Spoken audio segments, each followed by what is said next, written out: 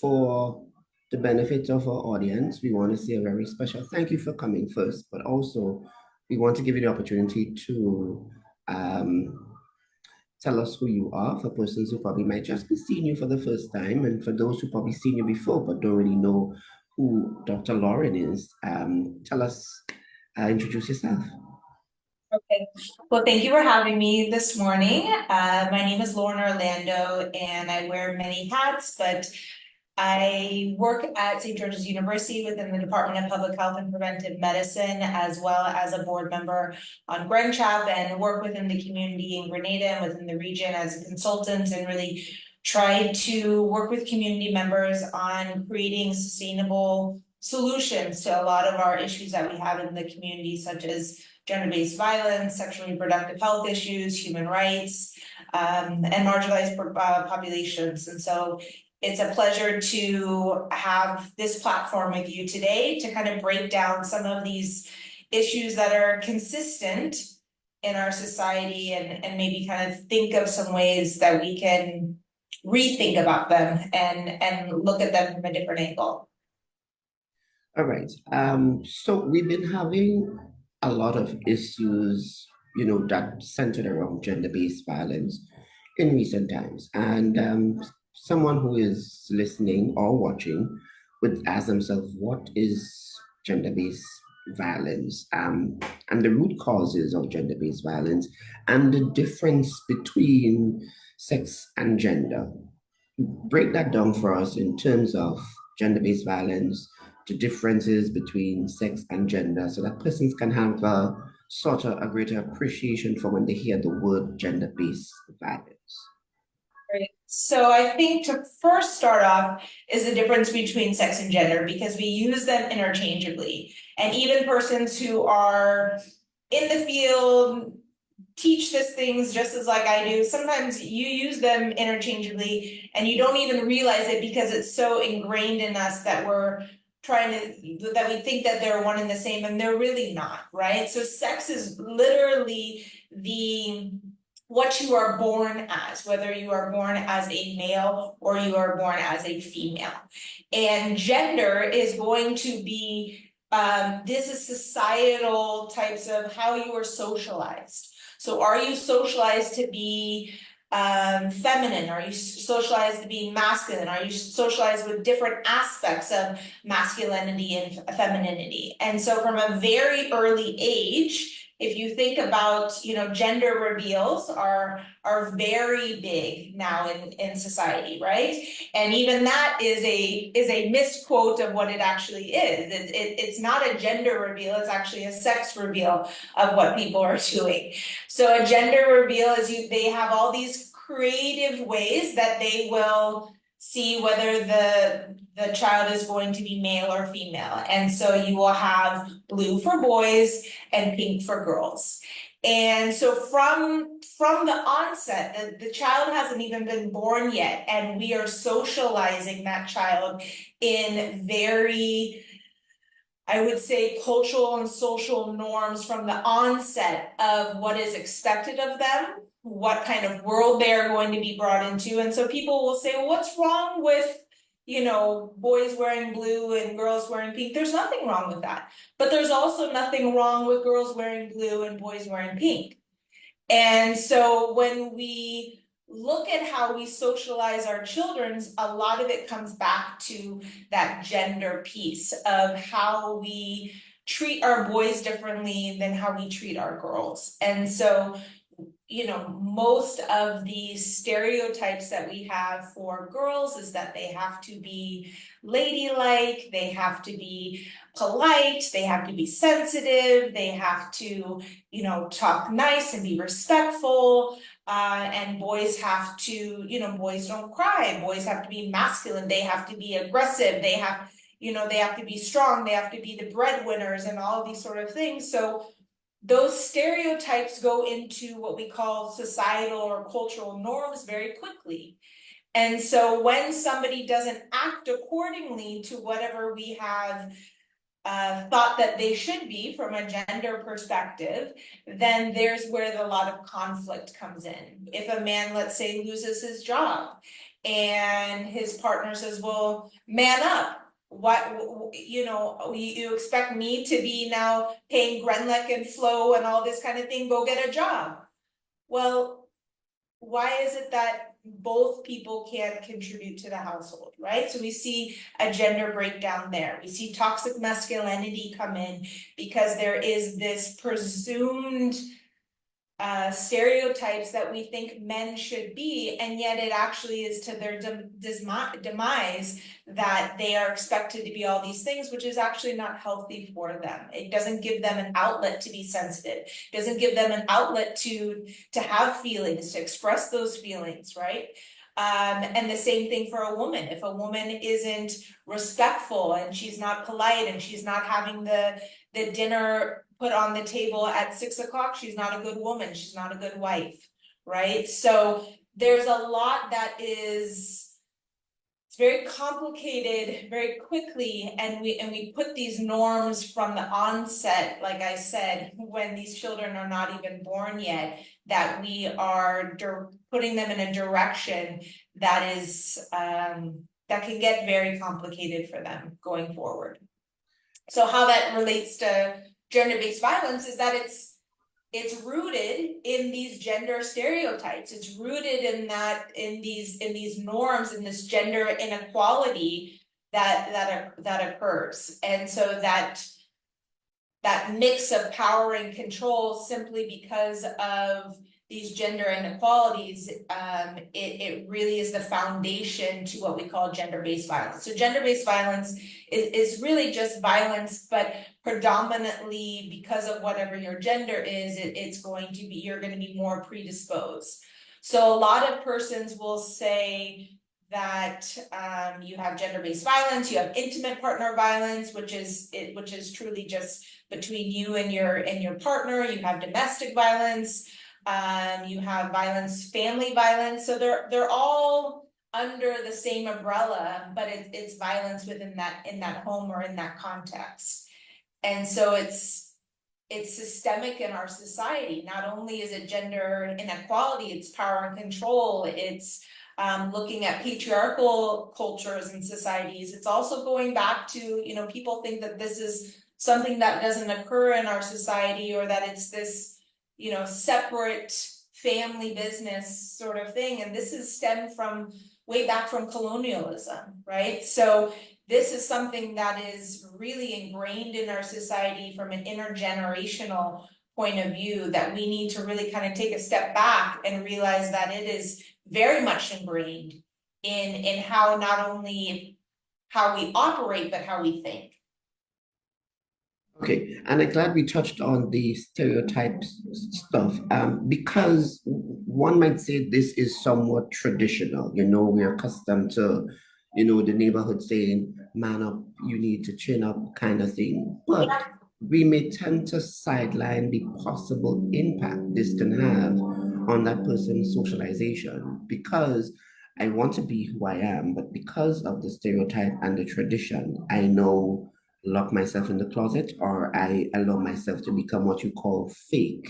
Because so the parent might be saying, how bad can this get in terms of impacting one's ability to socialize because of the stereotyping? I mean, if you think about it, you're not able to live your authentic self, right? So with any type of stereotypes, if you do not subscribe to all of those stereotypes that are predisposed to you, then there is a lot of pressure, there's a lot of confusion as to, well, why can't I be like everybody else, right? I mean, for an example, one of the socialized pieces that we have is when you bring let's say when you bring a gift to a young child's, birthday party. And what we would get a little girl might be a doll or something to cook or some kind of play, right? Whereas we get a boy a truck and a car and a sports thing. Well, what if he likes to cook? What if he really likes to cook and he likes to paint and he likes to do all of these things? So what are we saying, that he can't do that? That painting and cooking is just for girls? Or what if she sees her brothers playing with cars and trucks, and this is much more fun than whatever little, Barbie that was given to her. So these are areas where we have to really separate how we are looking at how we're raising our children. And it's not to say that traditional values aren't healthy, right? So there's some traditional values of respect, traditional values of how you treat your elders, how, golden rule, all of these things are traditional values that are staples of society. But there's also traditional values that are very harmful and hateful that we have to take a deeper look at and say, is this what we want to pass on to our next generation? Is this how we want our children to be socialized? Is this benefiting us? Is this actually making us a healthier and safer Grenada as how we talk and how we interact? So if we're not self-aware enough to really kind of think about some of those things, just because it was done doesn't mean that that's the best way to do it, right? And I think that's something that we have to be very mindful of is our grandparents and our parents, most of them, they did the best that they could with the skills that they had. But as we become more knowledgeable, as we're exposed to more different and alternative ways of looking at things and how we raise our children, we have to also be inclusive enough that there might also be a different way of looking at something. And if that's better or healthier, then why not adopt that, right? All right, so I want us to be able to use some slides because I know you often very well prepared to use some slides because we want to delve into what are the root causes of gender-based violence. We spoke about a Sure. lot of the stereotyping, but I know you like highlighting them with slides, and some people tend to like to see pretty stuff. So if we Yes. could get into that component of the discussion where we can use some slides so Sure. we can have that chit chat as relates to the topic at hand. Yeah, as I said, I am a teacher, but also a consultant, and the average adult, we only focus for about 10 to 15 minutes. So I probably already lost some people right now. So any type of training, so if you could just let me share. In any type of training that I do, we learn by doing. So it's always activities. So since we're on Zoom, I have some slides for us to kind of use as a talking point. Okay. And also the copy hasn't kicked in entirely, so this will benefit as well. All right, so here we go. So we talked a little bit about that, about kind of how the gender stereotypes go into gender norms, and then how that very quickly goes into gender roles. So how we think about what are, even from occupation standpoint, what are the jobs that men can do? What are the jobs that females can do, right? And so you will see how there is still a very genderized breakdown in some of the roles and the jobs that we have in society. If you look at bus drivers, conductors, construction workers, anybody who's in electrical work or plumbing, you will see that is a very male dominated industry. If you look at teachers, nurses, anybody in the care industry, that's a very female oriented industry, right? So when you see a male nurse or when you see a female foreman, many people, they have to take a second glance at that and say, oh, okay. But it catches you off guard because we're so programmed to think and act a certain way, right? So why that is important is because when we talk about this gender-based violence and the different root causes, I wanted us to kind of look at some of the roots of that, and one is going to be this root cause that we call about power and control. And so power and control, when somebody just hears that, sometimes it's very hard to imagine what that actually is. What does power and control really look at? So the power and control wheel here really gives us some good glimpses as to how that is broken down. So using intimidation, using emotional abuse, right? Looking at isolation. So isolation is a huge component of power and control that we see in gender-based violence, of that taking that person, the male or female, away from their family, away from their friends, saying nobody loves you like I do. Those people, they only hate me, they don't know me, right? And so you isolate that person away from their support system.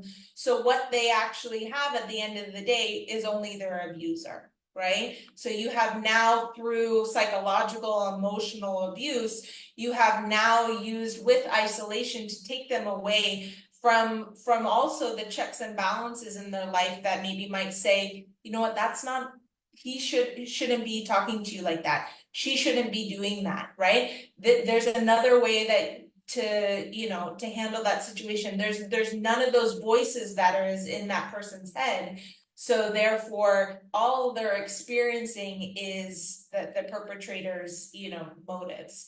Looking at how using children as a way to control somebody. So especially we see that for many times of either getting somebody pregnant or continuously getting somebody pregnant so that they have more reliance on their perpetrator, or using the children as a way for them to feel guilty about leaving, about breaking up the family, having any type of visitation, if there's any kind of toxicity about visitation, right? That's a way to use power and control for somebody.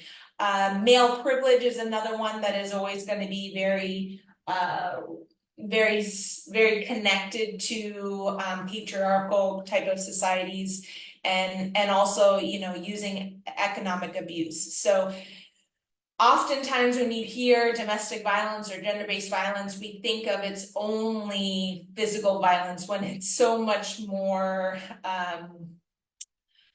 so much more plentiful than that, in that we have, you know, psychological abuse, emotional abuse, economic abuse, sexual abuse, verbal abuse, right? And so I was just for about to say that we always think it's just, physical we violence. always just think it's that, right? And so we think, well, if he's not beating you or she's not beating you, if you don't have a bruise, then it's really, then what are you complaining about?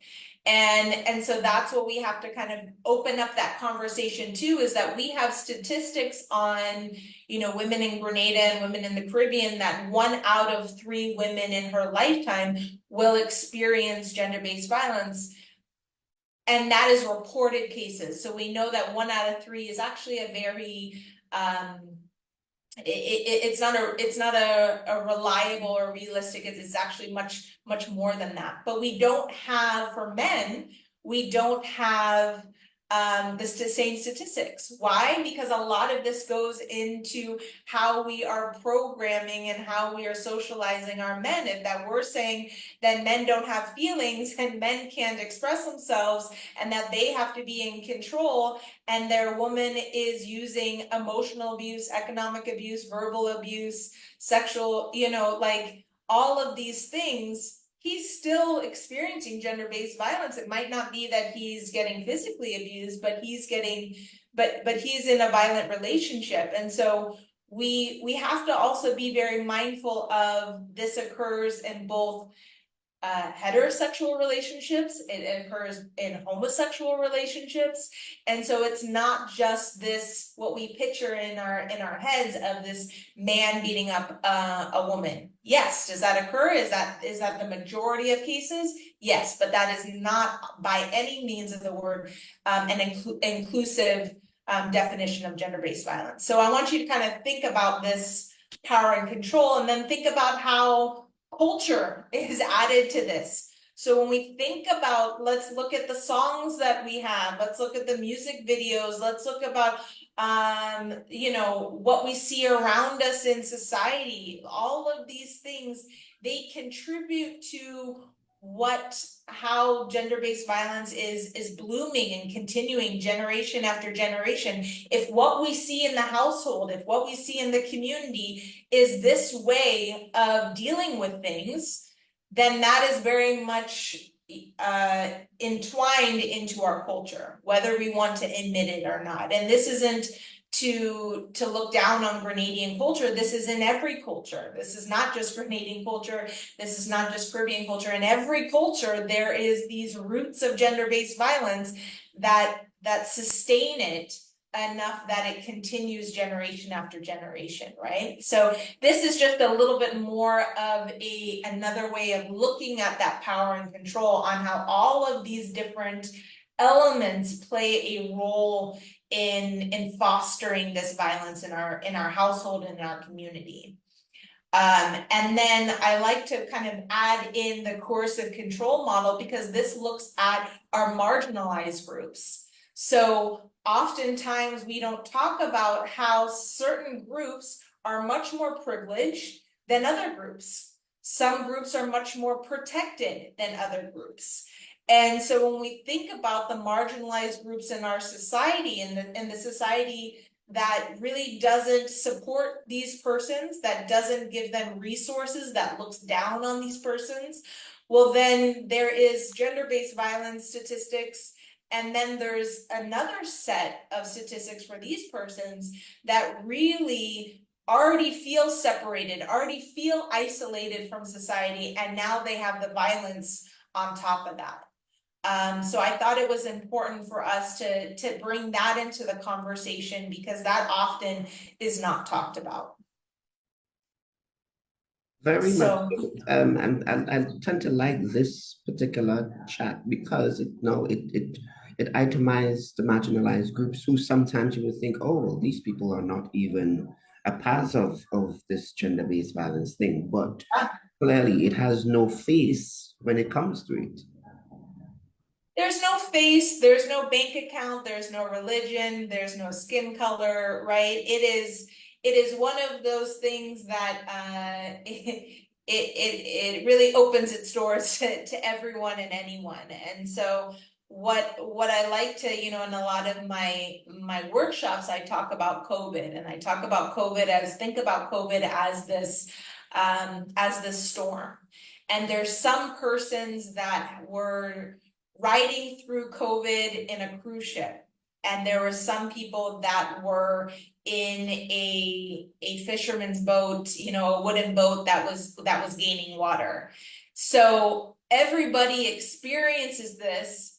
Everybody had that same couple of years. They were going through those same couple of years, but people experience it differently. And so the same thing kind of, if you can kind of think about it in that mindset, the same thing is with gender-based violence, that some people have family that they can go to. Some people have financial independence. Some people have resources and self-advocacy and help-seeking skills. And then there's some people in the red and green circles that do not have that, truly do not feel like they either have those options or simply do not have those options. Society has made sure that they are separated from the conversation.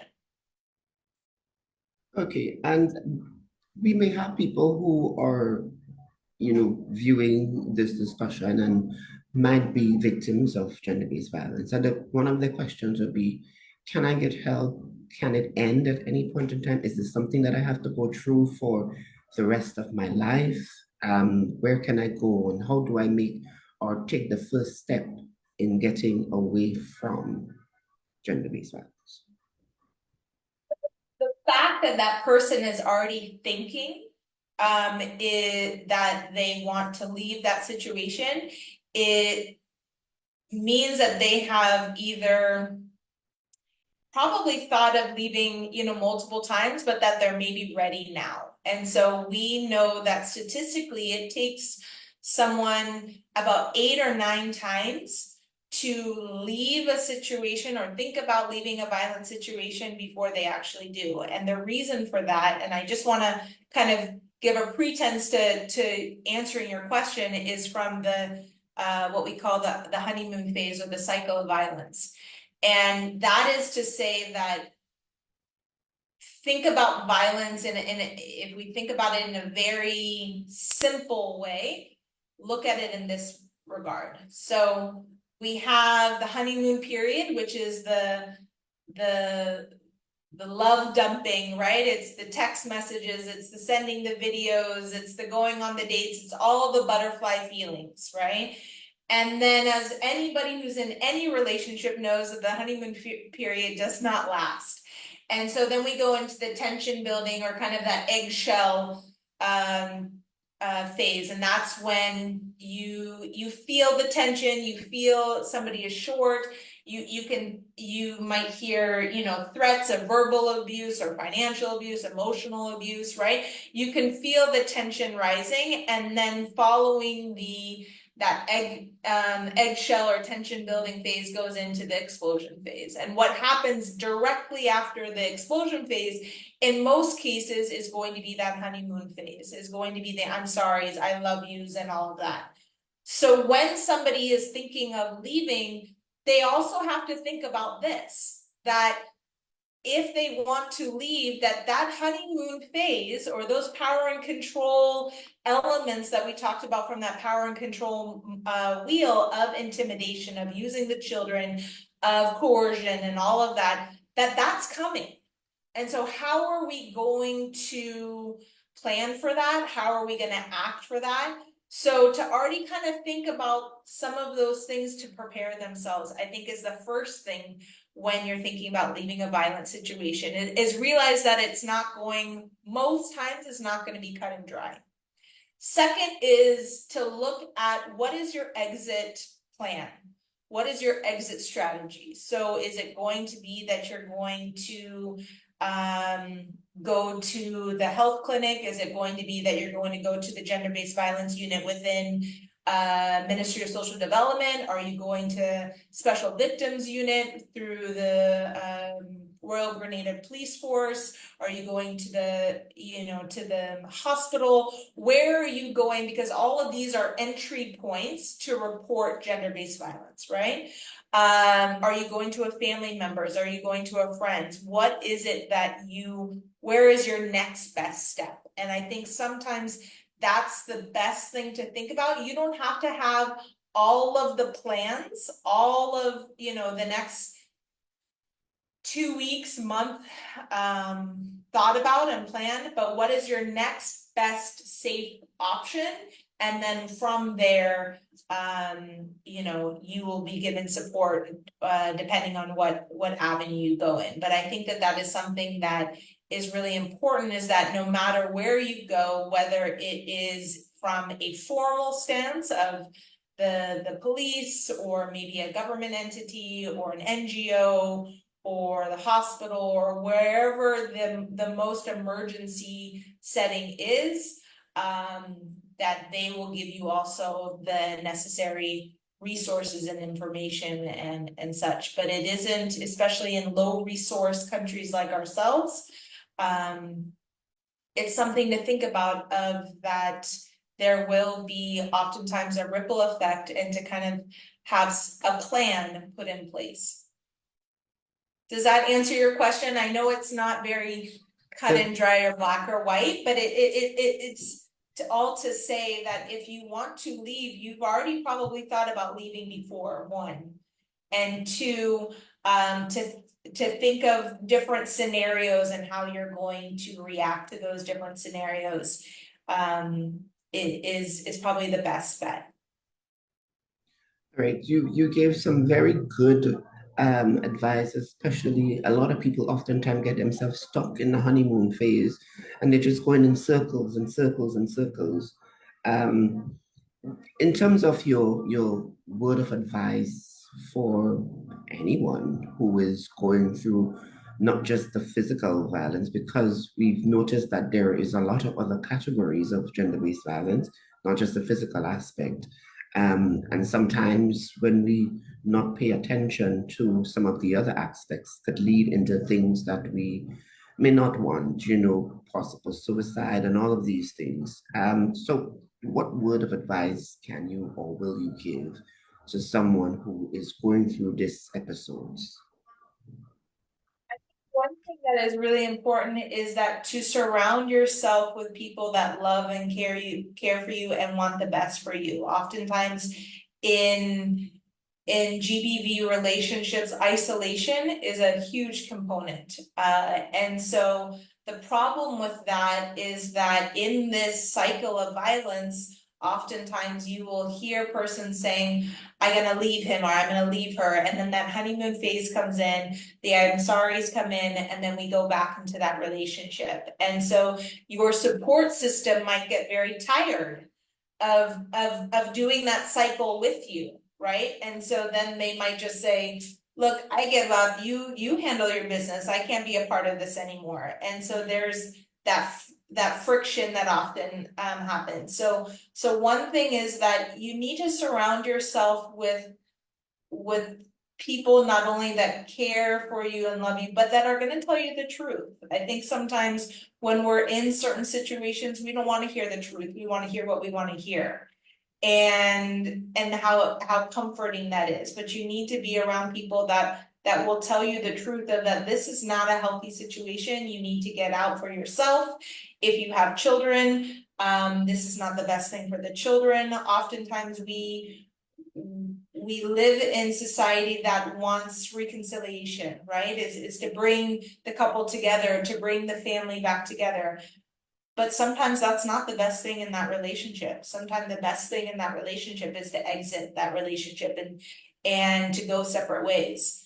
You know, if we think about children observing this abuse, children observing this cycle, how traumatic that is for children. And so when we talk about intergenerational violence, this is where it happens, is because I see mommy and daddy, or I see my parents, I see auntie and uncle and granny and grandpa, I see all the neighbors, I see everybody handling situations the same way, in this violent, volatile, traumatic kind of way. And so that's what I now think is normal. So when I become old enough to have, you know, my girlfriend or my boyfriend, then this is how you operate. When I get upset, I get to explode, because that's what my parents did.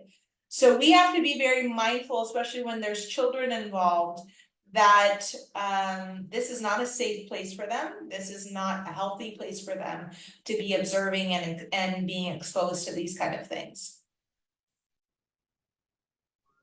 Right, well, we are quickly running out of time. So before we wrap things up, is there any final word of thoughts that you would like to share?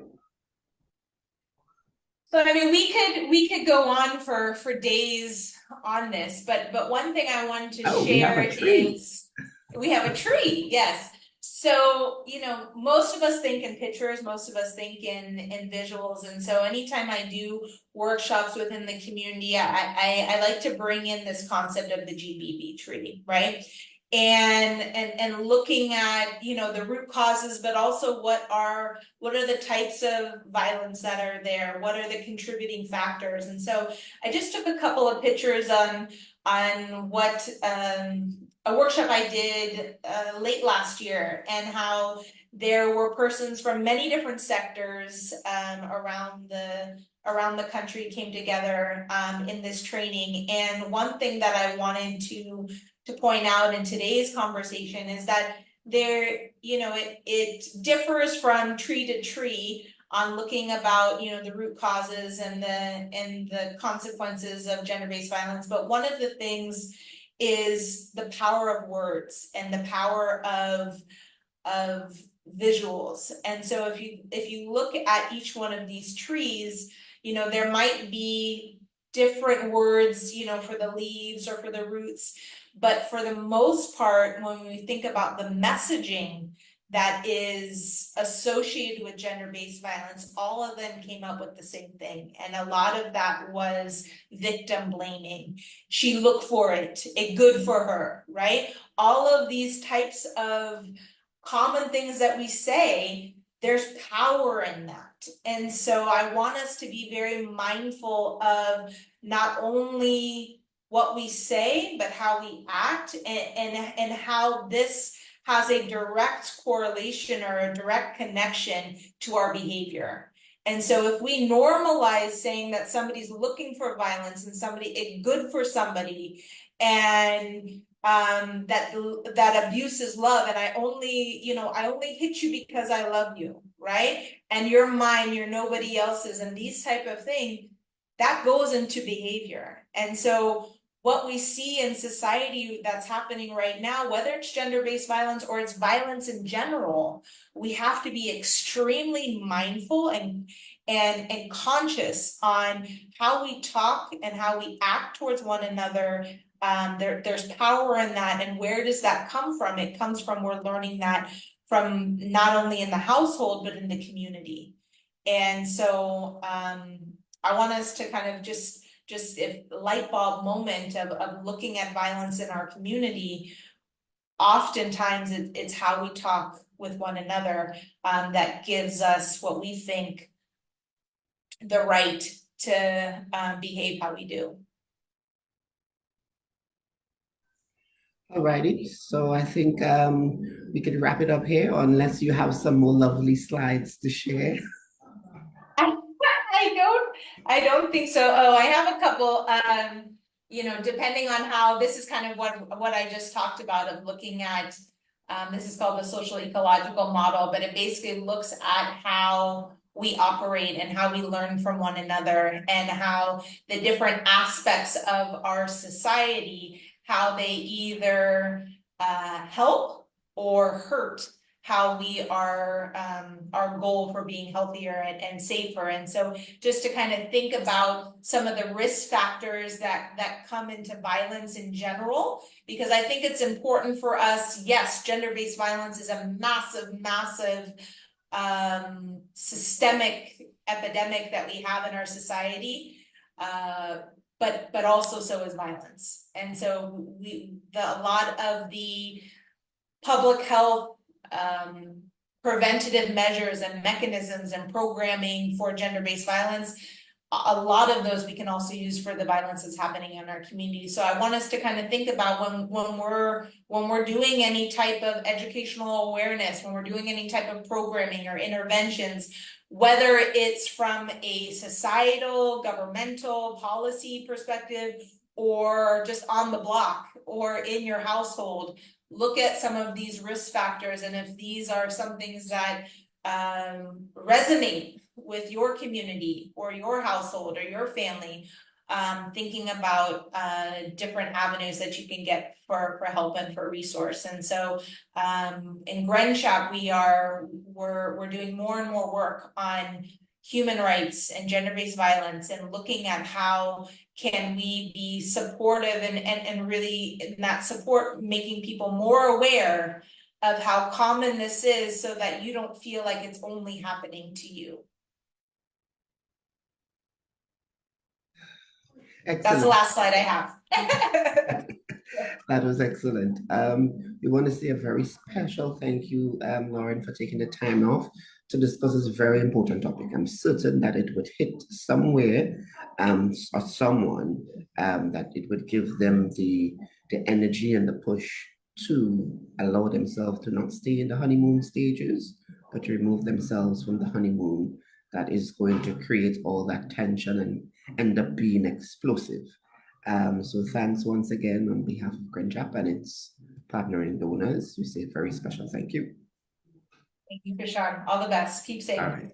Okay. Bye-bye.